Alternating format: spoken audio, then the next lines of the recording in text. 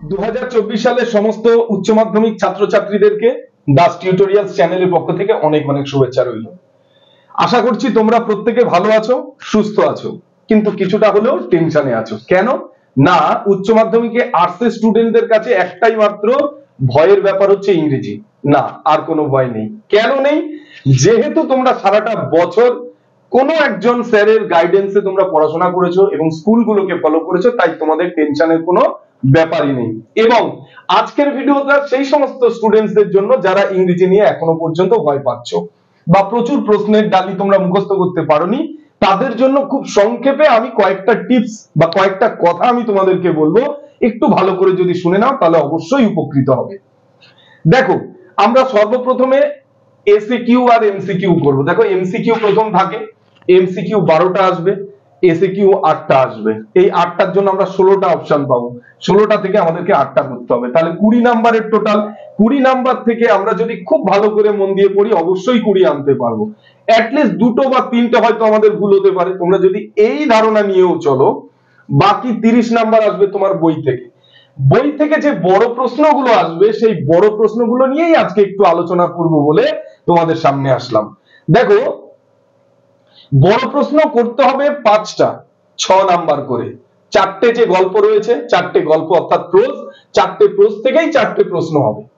এবং তোমার 4টে কবিতা থেকে যে ভার্স গুলো রয়েছে আর কি, সেই 4টে ভার্স থেকেই কিন্তু 4টে প্রশ্ন হবে। তোমাদেরকে করতে হবে দুটো দুটো করে 4টে প্রশ্ন। আর তোমাদের অ্যান্টন চেকআপের লেখা যে নাটকটি রয়েছে, প্লেটা রয়েছে দ্য প্রপোজাল, সেখান থেকে তোমাদেরকে কিন্তু 3টে প্রশ্ন আসবে, একটা প্রশ্নের উত্তর করতে হবে। অর্থাৎ এই নিয়ে তোমার টোটাল 5টা প্রশ্ন, 5 6 30 নাম্বার। আমরা যারা এসে কিউ ভালো করে করব তারা কিন্তু অবশ্যই এই 30 এর মধ্যে 15 থেকে 16 আনতে পারবোই। কারণ প্রতিটা প্রশ্নের মান কিন্তু ফুল 5টা নাম্বার হয় না, সেখানে অনেক প্রশ্ন কিন্তু কেটে কেটে নাম্বার দেওয়া থাকে। যদি আমরা সেগুলো উত্তর করতে পারি, আমরা এইভাবে যদি এগোই, তাহলে কিন্তু দেখবে যে আমাদের সেখান থেকেও 15-16 নাম্বার এসে যাচ্ছে। তাহলে স্বভাবতই আমরা যদি ভালো করে ফলো করি যে আর 10 নাম্বারের তোমার রাইটিং স্কিল রয়েছে এবং 10 নাম্বারের যে আনসিন রয়েছে, এগুলো থেকেও যদি আমি 50% করে নাম্বার আনতে পারি, 5 করে, সেখানে 10টা নাম্বার, তাহলে আমার যদি এসএকিউ এমসিকিউ মিলে সেখানে 15 বা 17 আনতে পারি, 10 নাম্বার যদি রাইটিং স্কিলে আনতে পারি সেখানে 25 নাম্বার হয়ে গেল। আর 15 নাম্বার যদি আমি আমার 30-এর থেকে আনতে পারি, তাহলে সেখানে 25 5 30 10 40 হয়ে গেল। আর 20 নাম্বার স্কুল থেকে 60 নাম্বার কিন্তু হামেশা এখানে হয়ে যাচ্ছে খুব সহজে। এবার আমার কথার যে আসল বিষয়বস্তু সেখানে আসে। বড় প্রশ্ন নিয়ে তোমরা ঘাবড়াচ্ছ, তাই তো? ঘাবড়ানোর কোনো বিষয় নেই। দেখো, বড় প্রশ্নগুলো তোমরা যখন করেছিলে তখন সেখানে কিন্তু প্রচুর প্রশ্ন তোমরা পেয়েছিলে, অনেক প্রশ্ন। যেহেতু দা ইজ হ্যাবিট তো আমরা বহুত দিন ধরে পড়েছি, দা ইজ হ্যাবিট থেকে দেখা যাচ্ছে যে 10-12টা প্রশ্ন রয়েছে। কিন্তু এতগুলো প্রশ্ন এই মুহূর্তে যদি করে থাকো দেখাটা সহজ, যদি না করে থাকো এখন মুখস্থ করা একেবারেই সহজ নয়। তাই আমি শুধু মুখে বলে দিচ্ছি, আমার ভিডিওতে অনেক বেশি এডিটিং ফেডিটিং নেই ভাই, আমি পরিষ্কার মুখে বলছি। তোমরা আমার কথাগুলো যদি শোনো তাহলে উপকৃত হবে। দেখো, then I made a mistake, এই যে লাইনটা থেকে প্রশ্ন, আশা করি তোমরা করেছো, স্যাররাও করিয়েছেন। আজকে 2 বছর ধরে এই লাইন থেকে প্রশ্ন আসবে আসবে আসবে, কিন্তু আসেনি। সুতরাং আমরা পরিষ্কার ধরতে পারি এবছর আসার কিন্তু 99% চান্স রয়েছে। এছাড়া আমি আর দুটো প্রশ্ন, 3টে প্রশ্ন, টোটাল এখান থেকে আমি 4টে প্রশ্ন বলে দিচ্ছি। Then I made a mistake, the man who had entered the compartment broke into my reverie. She was beautiful, she has beautiful eyes, but they were of no use of her. এই যে লাইনটা, এখান থেকেও প্রশ্ন আসতে পারে। she would forget our brief encounter, এইখান থেকে। এটা যদিও 2016 সালে এসেছিল, তারপর থেকে কিন্তু এখনো পর্যন্ত কোনোদিনই আসেনি। এই 4টে লাইন থেকে অত্যন্ত গুরুত্বপূর্ণ, ভীষণ ইম্পর্টেন্ট 4টে লাইন, যেখান থেকে এবছর আসার ভীষণ চান্স রয়েছে। আর এর সঙ্গে আরেকটা প্রশ্ন তোমরা মাস্ট করবে। আমরা জানি দা ইজ হ্যাবিট গল্পটা কিন্তু একটা সিচুয়েশনাল আয়রনির উপরে কিন্তু ডিপেন্ড করে বা বেস করে। তোমরা অবশ্যই সিচুয়েশনাল আয়রনিটা কোথায় তৈরি হয়েছে, কিভাবে লেখক এই গল্পের মধ্যে আয়রনিটা তৈরি করেছেন, অবশ্যই সে বিষয়ে কিন্তু তোমরা আলোকপাত করবে। যদি মুখস্থ এই কটা করতে পারো, আমি আশা রাখি যে তুমি একটা অবশ্যই কমন পেতে পারবে। দেখো এখান থেকে আমি আর বিশেষ কিছু দিচ্ছি না, দিলে অনেক প্রশ্ন আছে, সব দেওয়া সম্ভব নয়, তোমাদের পক্ষে করা বা মনে রাখাও সম্ভব নয়। স্ট্রং রুট থেকে আমি তিনটে প্রশ্ন বলবো, স্ট্রং রুট থেকে তিনটে প্রশ্ন কোনটা? আওয়ার লোকালিটি ওয়াজ প্রিডমিনেন্টলি মুসলিম। এখানে যে কমিউনাল হারমোনিটা রয়েছে, যে সাম্প্রদায়িক সম্প্রীতিটা দেখানো হয়েছে, অবশ্যই তোমরা এটা নিয়ে মুখস্থ করে রাখবে গল্প এই প্রশ্নটা। আরেকটা লাইন হচ্ছে I asked my father about the relevance of the prayer. এক কথায় প্রেয়ারের যে রেলিভেন্স বা প্রাসঙ্গিকতা বা কারণ কি ছিল, কেন আমরা প্রেয়ার করি, এর উত্তরটা যদি জানা থাকে অবশ্যই তুমি একটা প্রশ্ন কমন পেতে পারো। আরেকটা লাইন যেটা খুবই important, I have endeavoured to understand the fundamental truth reveal to me by my father. এই তিনটে লাইন থেকে কিন্তু মানে একটা প্রশ্ন শিওর আসবে বলে আমি ধারণা করছি। এছাড়াও দেখো অনেক টেস্টে এই প্রশ্নটা দেওয়া হয়েছে, রুটিন অফ লেট 60s কার না? আব্দুল কালামের বাবা পিতার, সে তিনি কে? জয়নুল আবদিন। ঠিক আছে, এছাড়া সেই সঙ্গে আরেকটা প্রশ্ন যোগ করে দিতে পারে, how did he AMOLED his father, কিভাবে তিনি তার বাবাকে অনুকরণ করেছিলেন। তাহলে এই চারটে প্রশ্ন, প্রথম তিনটা সব থেকে বেশি ইম্পর্টেন্ট। মনে আছে কি কি? আরেকবার বলছি, একটা হচ্ছে কমিউনাল হারমোনি, তারপরে দ্বিতীয়টা হচ্ছে রেলিভেন্স অফ দ্য প্রেয়ার, আরেকটা বলেছি fundamental truths reveal to me by my father, অর্থাৎ ওই বেসিক যে সত্য যেটা আব্দুল কালামের কাছে প্রকাশিত হয়েছিল সেই জিনিসটাই। এই তিনটের পরেও যদি তোমরা করতে চাও তাহলে লেট 60s এর প্রশ্নটা করে নিও এবং তারপরে তার সঙ্গে একসঙ্গে জুড়ে দিতে পারে কিভাবে তিনি তার বাবাকে অনুকরণ করেছিলেন। ঠিক আছে, এছাড়া ইজি প্রশ্ন আছে, where did Kalam spend his childhood, কোথায় তিনি তার চাইল্ডহুড কাটিয়েছিলেন, হাউ ওয়াজ হিজ চাইল্ডহুড, তার চাইল্ডহুড কেমন ছিল। এগুলো খুব ইজি বা সিম্পল কোশ্চেন, এগুলো তোমাদের জন্য খুব একটা ব্যাপার হবে না। দেখো আমি থ্যাংক ইউ ম্যাম থেকে খুব একটা প্রশ্ন কিছু করিনি, কারণ আমাদের অনেক স্টুডেন্টরা থ্যাংক ইউ ম্যাম থেকে করছে না, সেই কারণেই।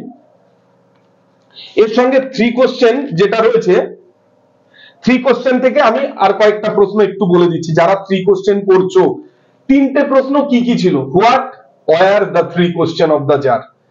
ঠিক আছে, এই প্রশ্নটা করে রেখো। সেই সঙ্গে আছে হেয়ার কামস সামওয়ান রানিং, খুব বড় দুটো তিনটে প্রশ্ন বলবো, দুটো তিনটে প্রশ্ন তোমরা যদি করে রাখো কমন পেয়ে যাবে আমি আশা রাখি। Here comes someone running. ঠিক আছে, দ্বিতীয় প্রশ্ন হচ্ছে you have already been answered, এটা most important. You have already been answered, উত্তরটা আপনাকে অলরেডি দেওয়া হয়ে গেছে, কিন্তু কিভাবে দেওয়া হলো যার তো বুঝতে পারেনি। তোমরা জানো দু রকম ভাবে প্রত্যেকটা প্রশ্নের উত্তর দিয়েছিলেন হারমিট, সেটা কিন্তু একটু ভালো করে করে নিও। আরেকটা প্রশ্ন খুব ইম্পর্টেন্ট, সেই সঙ্গে ওই যেটা আগে বললাম এক্ষুনি যে প্রশ্নটা you have already been answered, সেই সঙ্গে এই প্রশ্নটা হলো forgive me, who is the speaker, why did the speaker beg forgiveness, why did he become an যাক এগুলো তোমরা প্রশ্ন আগে করেছো, আমি শুধু লাইনগুলো বুঝিয়ে দেওয়ার চেষ্টা করছি। এইগুলো ইম্পর্টেন্ট লাইন।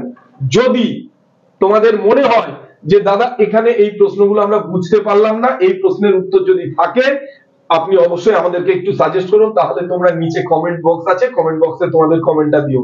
আর যদি ভিডিওটা ভালো লাগে অবশ্যই তোমরা কিন্তু একটা লাইক দিও। ঠিক আছে, দেখো এরপরে আমরা কবিতাতে চলে যাব। তোমরা ভাবছো তো প্রচুর প্রশ্ন, না আমি তিনটে চারটে করে প্রশ্ন বলছি।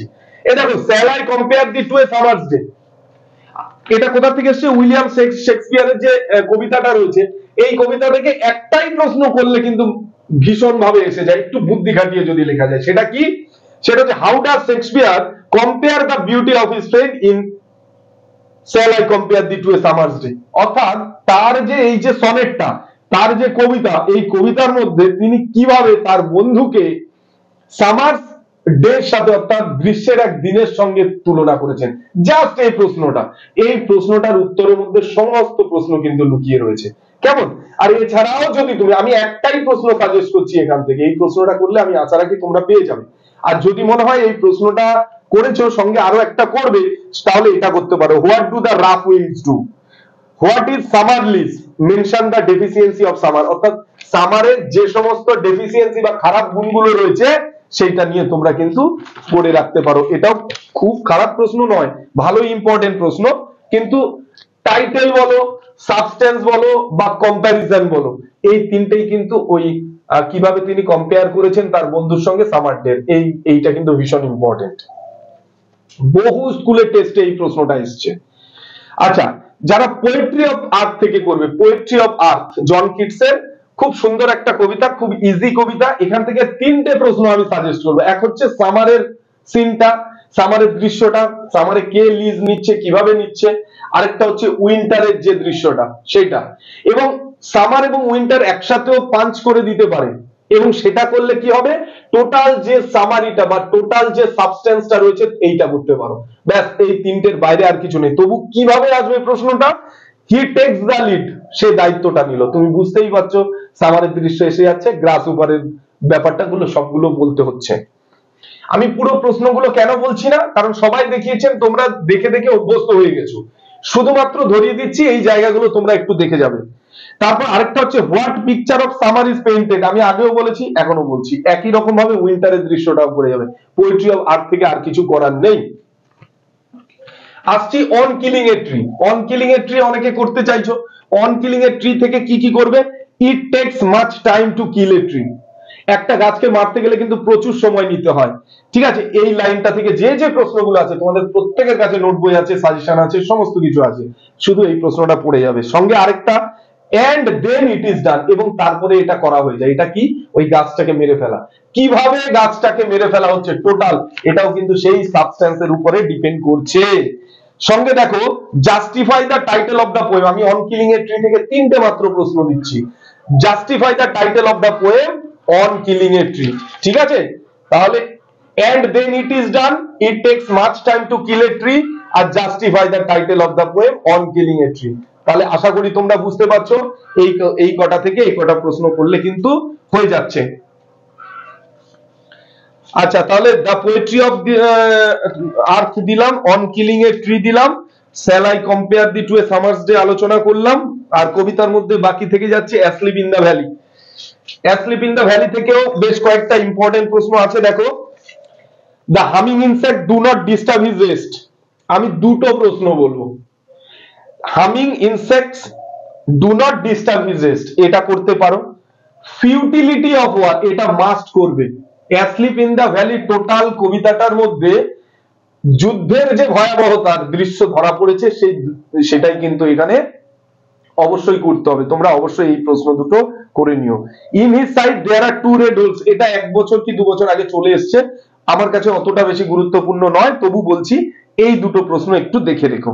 ঠিক আছে, দেখো এবার এই তো 4টে গল্প আর 4টে কবিতা, এগুলো ছাড়াও আমাদের কিন্তু অ্যান্টন চেখভের লেখা দ্য প্রপোজাল নামক একটা প্লে রয়েছে।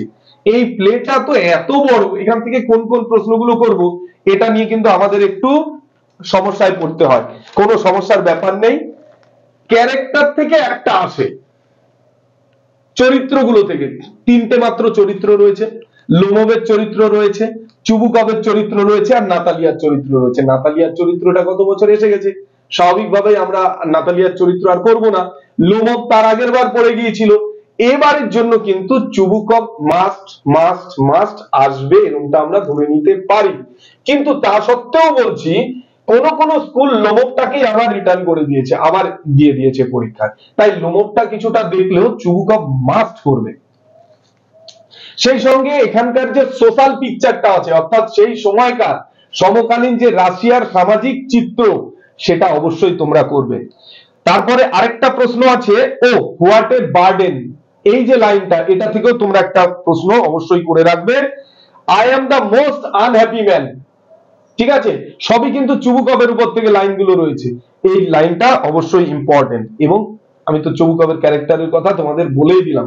আরেকটা প্রশ্ন একটু বলে দিচ্ছি, অবশ্যই করবে, যেটা হচ্ছে প্রত্যেকটা ক্যারেক্টারের কাছে ম্যারেজ প্রপোজাল কেন ইম্পর্টেন্ট ছিল।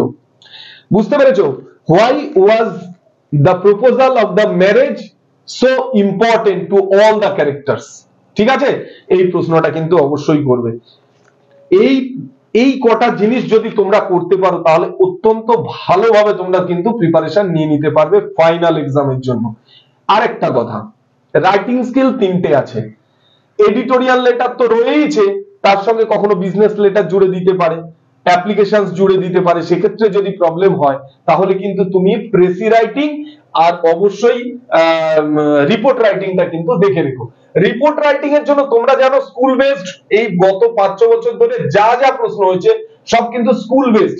যেমন স্কুলে হচ্ছে অ্যানুয়াল ফাংশন ডে, স্কুলে হচ্ছে ব্লাড ডোনেশন ক্যাম্প, স্কুলে হয়তো দেখা যাচ্ছে যে ট্রি প্ল্যান্টিং প্রজেক্ট, যে ইভেন্ট গুলো রয়েছে তোমাদের তো মেইনলি ইভেন্টের উপরে ডিপেন্ড করে আসে, তো তোমরা এই জাতীয় যেসব রিপোর্ট গুলো আছে সেগুলো করে নিও। তা সব এগুলো ছাড়া বাইরে থেকে আর 2-3টে আমি শুধু বলছি, যেমন বালাসোরের যে ট্রেন দুর্ঘটনা হয়েছে উড়িষ্যাতে, সেটা করো, সেটা যদিও মাধ্যমিক পরীক্ষায় এসে গেছে, তোমাদের আসবে কিনা বলা খুব কঠিন। আর এটা যদি নাও বা আসে তাহলে সিকিমের যে ফ্ল্যাশ ফ্লাড রয়েছে অবশ্যই তোমরা ওটা থেকে করবে। আর আরেকটা আছে সেটা হচ্ছে তোমার ওই চন্দ্রযান 3 এর যে রিপোর্ট রাইটিংটা আছে সেটাও তোমরা অবশ্যই করবে, ঠিক আছে? এই কয়েকটা জিনিস যদি করো 60 তোমাদের কেউ আটকাতে পারবে না, কিন্তু 60 তোলাটা এইচএস এর ক্ষেত্রে অন্তত পক্ষে আমি বলছি বিশেষ কোনো ব্যাপার নয়। তাই ভয় পেও না, সাহস করে পরীক্ষা দিতে যাবে, এবং এই কটা দিন যা সময় আছে, 1 সপ্তাহ সময় আছে, সেই সময়টাকে একটু তোমরা ইউটিলাইজ করো।